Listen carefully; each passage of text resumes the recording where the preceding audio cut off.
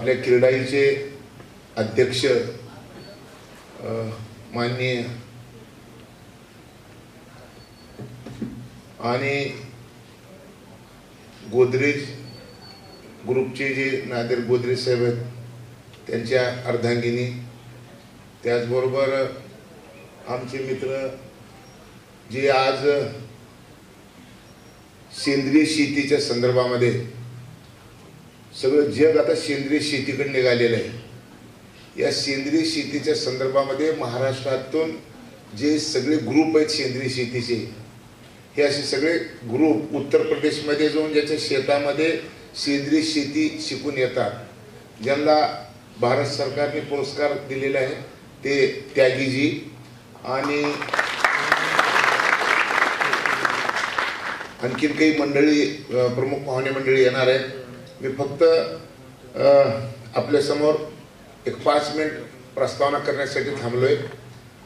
विषय असा आहे की आज जागतिक पर्यावरण दिन आहे आणि जागतिक पर्यावरण दिनाच्या निमित्तानं मुंबईमधून एक मेसेज जावा देशभरामध्ये की आपण पर्यावरणाच्या बाबतीत किती आग्रही आहोत आणि आपणाला भविष्यातले धोके आपल्या कसे लक्षात येऊ लागलेले आहेत, या सगळ्या गोष्टी आपणाला देशभरातल्या लोकांना दाखवायचे आणि सांगायचे आहे। आणि म्हणून आज माननीय मुख्यमंत्री एकनाथ शिंदे साहेब, माननीय उपमुख्यमंत्री देवेंद्र फडणवीस साहेब आणि माननीय उपमुख्यमंत्री अजितदादा पवार साहेब तिघं या कार्यक्रमाला येणार होते, परंतु कालच निकाल लागला आणि देशात सगळ्या मोठ्या घडामोडी घडू लागलेल्या आहेत आणि म्हणून ही सगळी मंडळी दिल्लीला गेलेली आहेत। त्याच्यामुळं इच्छा असून सुद्धा ते येऊ शकले नाहीत आणि माननीय मुख्यमंत्र्यांनी सांगितलं की माझा दूत, म्हणजे आता तुम्हाला सगळ्याला माहिती आहे की माझा दूत म्हणजे मुख्यमंत्री महोदय जिथं जिथं गैरहजर असतात तिथं तिथं ते आपलं दूत पाठवतात आणि ते दूत म्हणजे उदय सामंत साहेब आहे। त्याच्यामुळं म्हणजे आपण जरा म्हणजे मुख्यमंत्री साहेब इथे जरी नसले तर हे सगळं इथं काय होऊ लागले हे माननीय मुख्यमंत्री महोदयांच्या कानावर संध्याकाळी जाणार आहे। मी फक्त पहिलं उदयजीच्या निदर्शनात काही गोष्टी आणणार आहे। उदयजी, या ठिकाणी आपण 9 जानेवारीला जागतिक पातळीवरची आपण एक परिषद घेतली होती, जागतिक पातळीवरची। ते 5 देशाचे इथे लोक आले होते तज्ञ आणि जवळपास 47 तज्ञांनी या सभागृहामध्ये बसून आपले विषय मांडले होते। खरं तर विषय असा आहे की किती बोजड विषय पर्यावरण, तर असल्या बोजड विषयामध्ये 600 माणसं सकाळी 9 आइए सर आइए बोमन इराणी साहेब आलेत, आपण सगळे म्हणून त्यांचं स्वागत करू।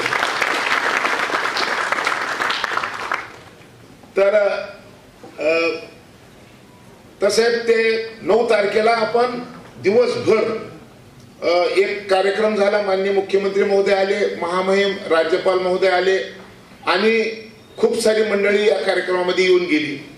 त्यांचे जे भाषण होते ती भाषणं वाचल्यानंतर काही लोकांना असं वाटलं की आपण काही करून ह्याची एक स्मरणिका काढावी आणि ती स्मरणिका आपण देशभरातल्या लोकांपर्यंत पोहोचवावी। तर विषय असा झाला की ती स्मरणिका तर निघाली, पण स्मरणिका एवढी चांगली निघाली की 156 पेजची, आणि आता एवढी चांगली स्मरणिका आहे, मग घरात प्रकाशन करण्यापेक्षा चांगला दिवस शोधून करावं। योगायोगानं जागतिक पर्यावरण दिन आहे आणि जागतिक पर्यावरण दिनाच्या निमित्तानं महाराष्ट्र शासनाचे नेते पर्यावरणाच्या पर्यावरणाकडे कशा दृष्टीने बघतात हे त्याचं एक उत्तम उदाहरण ते सगळ्या लोकांना दाखव म्हणून आजचा दिवस निवडला। मागच्या दिवशी काय झाले ते सांगायला। पहिलं लोक काय करतात की बैठक कशाला घेतात, बऱ्याच वेळेस असं वाटतं की आजच्या बैठकीत काय ठरलं तर पुढच्या बैठकीची तारीख ठरली, एवढंच होतंय। परंतु ऍक्शन प्रोग्राम काय आहे, आपण काय कशा पद्धतीनं मानवजात वाचवली पाहिजे ह्याचे जगभरातल्या लोकांनी जी चिंता व्यक्त केली ती चिंता आपण एका पुस्तक रूपाने केली आणि ती पुस्तक रूपाने तयार करून आज त्याचं आपण प्रकाशन समारंभ इथं ठेवलेलं आहे। नंबर 1। नंबर 2, आज मला आनंद कशाचा सांगतो तुम्हाला। उदयजी, आज आनंद 2-3 आहे। एक आनंद असा आहे की या सभागृहामध्ये लोक किती आहेत हा विषय नाही, या सभागृहात लोक कोण कोण आहेत बघा। शेतकरी कोण कोण आले हात वर करा। शेतकरी हे बघा हे शेतकरी आहेत आणि हे शेतकरी म्हणजे तसे नाही ते जिब्या बिब्या बगलत हाणून हे डायरेक्ट शेती करणारे शेतकरी आले. नंबर 1. आता मला सांगा शेतकऱ्याचा आणि बिल्डरचा काही संबंध आहे का? बरोबर आहे का? तर आता बिल्डर कोण? इथं बिल्डर आधी तुमचे कोण लोक आले तिथं? बिल्डर मधले काही लोक आले, काही इथं काही मंडळी, हा काही मंडळी आलेले. परंतु सगळ्यात महत्वाची गोष्ट काय की इथं एक आनंदाची गोष्ट आहे की अखिल भारतीय अध्यक्ष सुद्धा आलेले आणि महाराष्ट्राचे अध्यक्ष सुद्धा आलेले. म्हणजे बिल्डर असोसिएशनचे देशाचे बी अध्यक्ष आणि महाराष्ट्राचे बी अध्यक्ष आलेले. दुसरं इथं काय झालेलं आहे की ज्या लोकांचा शेतीशी संबंध नाही, ज्या लोकांचा बिल्डिंग व्यवसायाशी संबंध नाही, ज्या वेळेचा बांधकामाशी संबंध नाही, अशी सुद्धा मुंबईतली मंडळी काय आलेली आहे. कोण कोण आहेत? शाहसाहेब, हा हे मुंबईत काय मुंबईतली मंडळी आहे. म्हणजे अधिकारी आहेत, शेतकरी आहेत, त्याच्यानंतर पुढारी. तर आता एक पुढारी आले ते पुरते आपल्याला पूर्ण महाराष्ट्राला, तर ते पुढारी बी आलेले. हे सगळे लोक इथं कशासाठी जमले हा विषय एकदा समजून घ्यावा लागणार आहे. हाँ वो भी है ना, बुलाओ ना उनको ऊपर. हाँ ना मैडम, ऊपर आओ. हाँ ऊपर आओ मैडम. यानी आवड म्हणजे या मॅडमचं एक कौतुक करायला पाहिजे.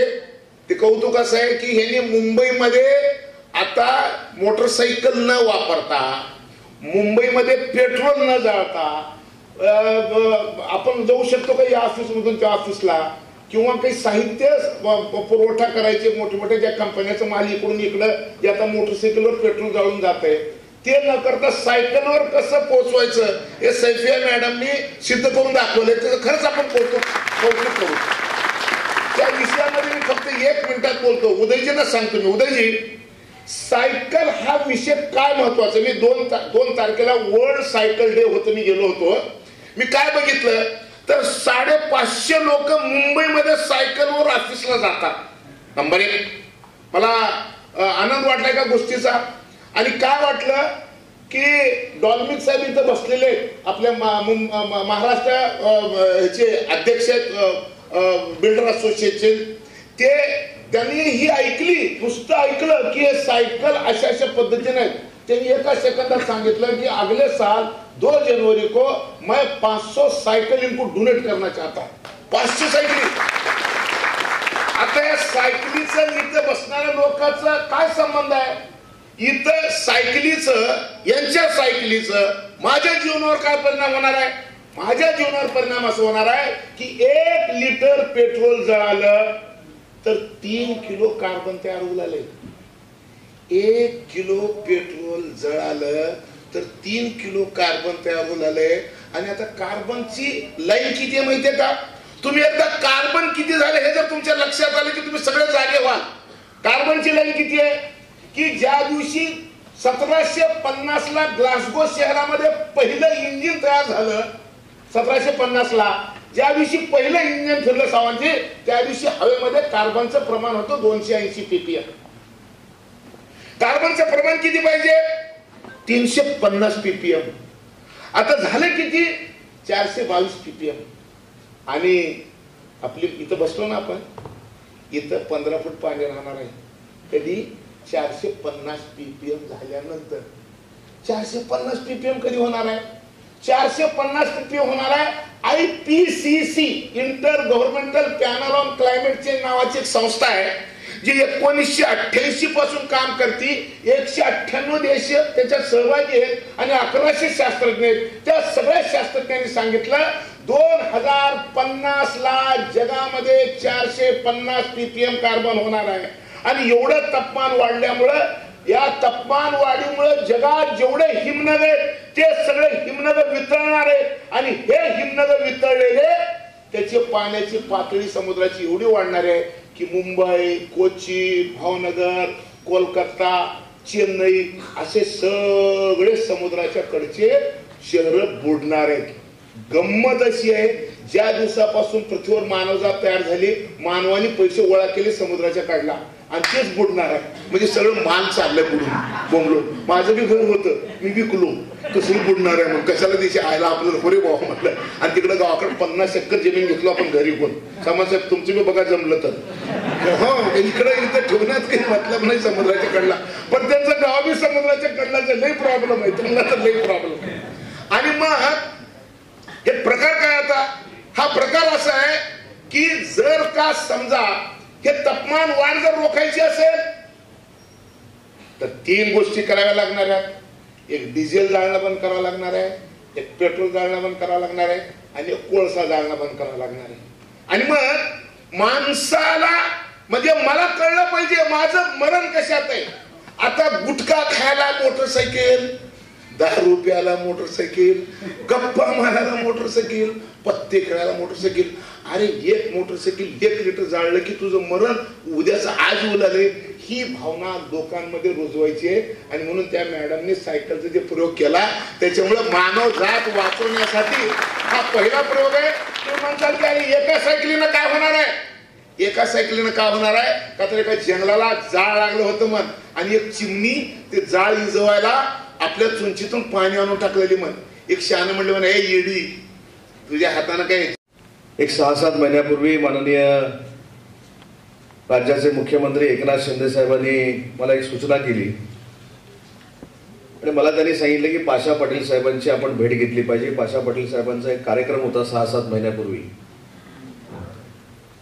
त्याची माहिती घ्या आणि बांबू लागवडीच्या संदर्भामध्ये आणि बांबूचे उद्योग सुरू करण्यामध्ये इंडस्ट्रीला काही सहभाग घेता येतो का याचा विचार करा आणि त्यांच्याशी चर्चा करून निर्णय घ्या.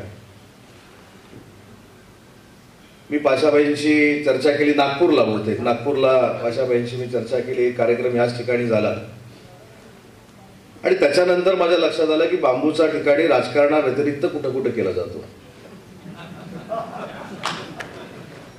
आणि खरोखरच मला समाधान वाटलं की जी मला माहिती नव्हती ती पाशाबाईंनी मला माहिती दिली आणि मला सांगितलं की याला जर इंडस्ट्रीचा दर्जा आपण देऊ शकलो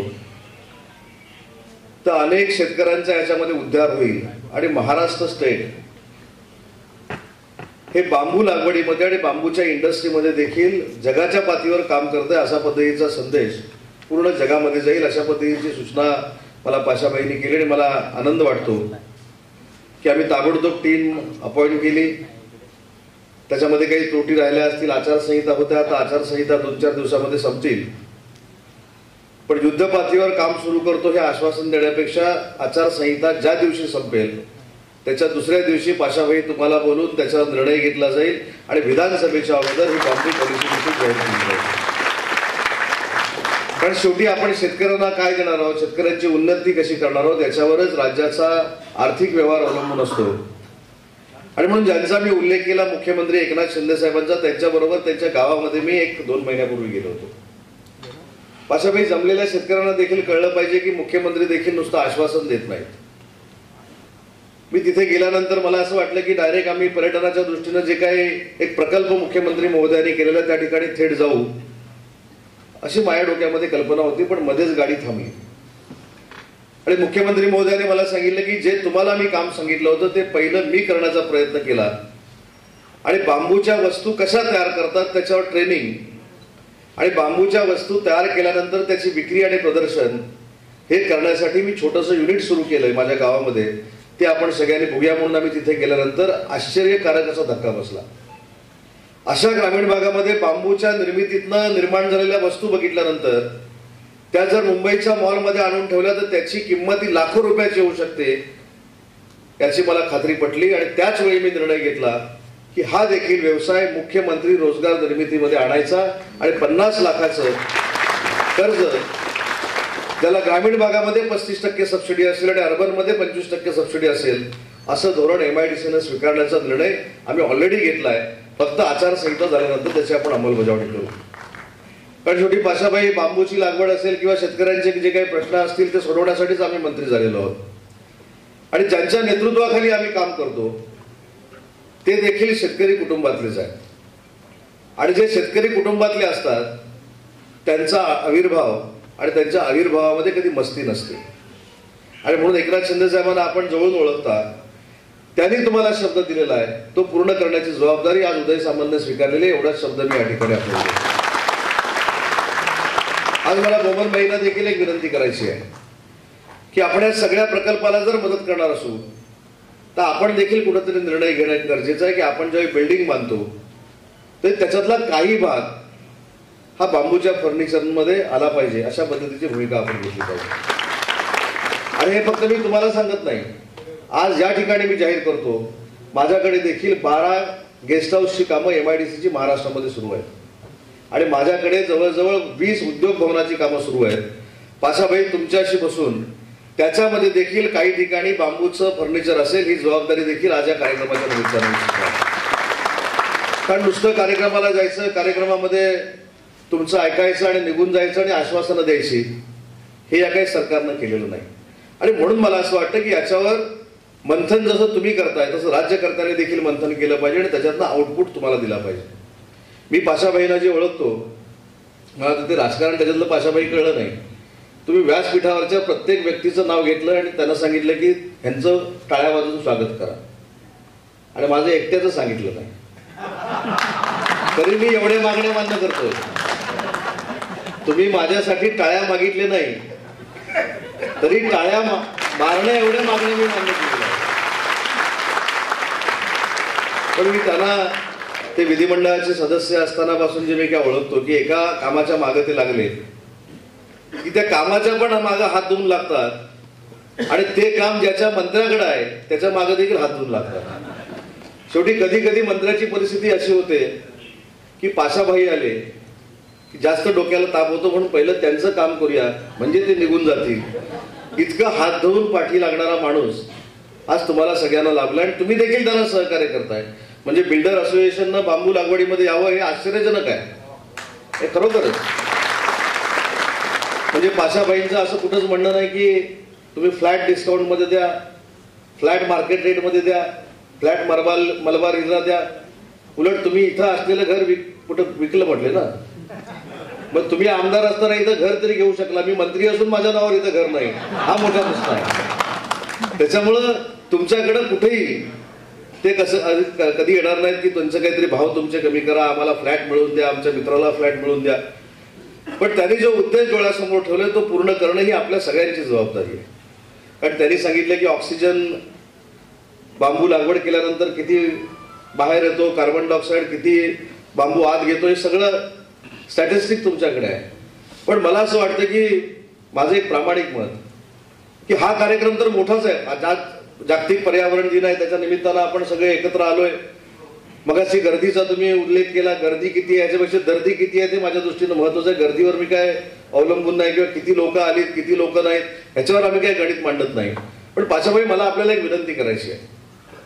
हे जी काय आपण चळवळ बांबूच्या निमित्तानं उभी करतो ही तळागाळापर्यंत पोहोचली पाहिजे, ही शालेय शिक्षणापर्यंत पोहोचली पाहिजे, ही माध्यमिक शिक्षणापर्यंत पोहोचली पाहिजे. म्हणजे धडा त्याच्यामध्ये यावा असं माझं म्हणणं नाही.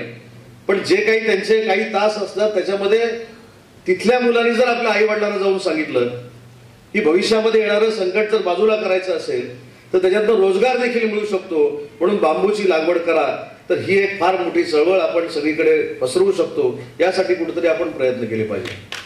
मला आठवतं मी उच्च व तंत्रशिक्षण विभागाचा मंत्री होतो आणि कुठच्या तरी एका युनिव्हर्सिटीमध्ये एका कामाला गेलेला असताना सयाजी शिंदे मला तिथे भेटले, जे झाडावर अतिशय मोठं काम करतात.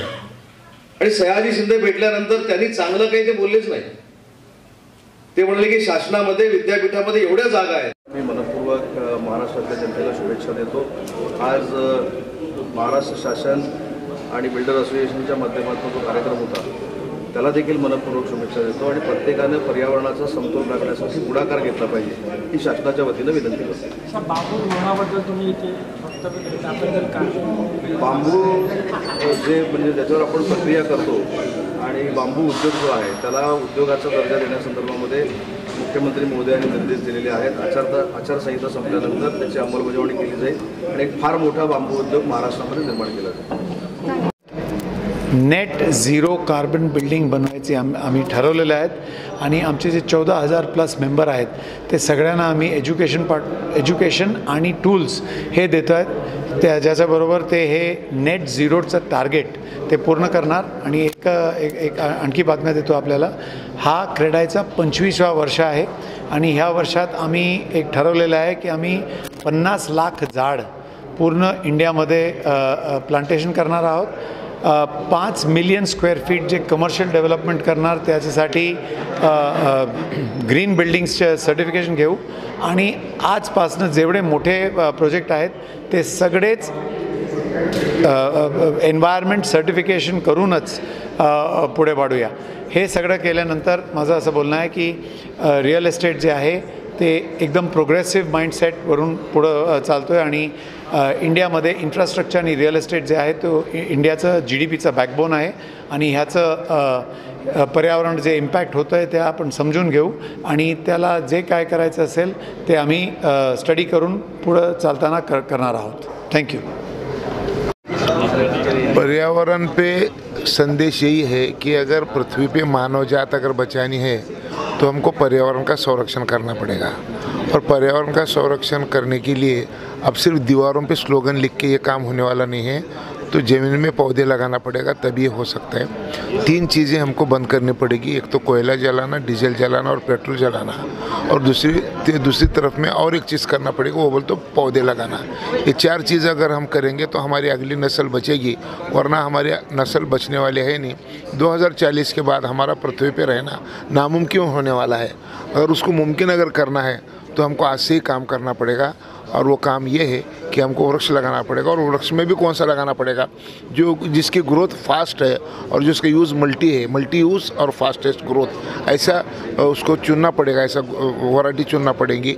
और उसमें सिर्फ बाम्बू है तो बांस से ही हम अब बचा सकते हैं, वरना हम बचने वाले नहीं हैं. ऐसी सिचुएशन है. और आज पर्यावरण दुनिया में आज जो पर्यावरण दिन हम ये कर रहे हैं उसका आज मना रहे हैं, तो उसके मौके पे आज मैं यही कहना चाहता हूँ कि अब हमको, जैसा कि एंटोनियो गुटेरेस जो यूनाइटेड नेशन ऑर्गेनाइजेशन के जनरल सेक्रेटरी है, उन्होंने अभी कहा है कि क्विक एक्शन होना चाहिए. अब बात करने के दिन ख़त्म हो गए, एक्शन की दिन आए हैं और एक्शन करेंगे तो ही हम बचेंगे, वरना बचेंगे नहीं. But I want people, don't wait for anybody else. If you want to live a green life and a good life, we all have to start moving ahead and take the initiative ourselves. Government is doing his bit, but unless you don't do your bit, government will not succeed. So I tell you that we should grow more plants, grow bamboo, which is very good. It's an investment 1 to 5 times, is what I would say. Sir, any message for the Mumbai Metropolitan Region Real Estate as CREDA MCH? So CREDA MCH as Mumbai, as we have connected, we want to work with usage of more of bamboo material in our furnitures or our in works which we are carrying out, so that we don't cut a tree which has a life of 100 years, but cut a tree which has a life of 3 years, and you can replant it, it regrows within 3 years again. So it's like a more recycled material which you're talking about. Thank you.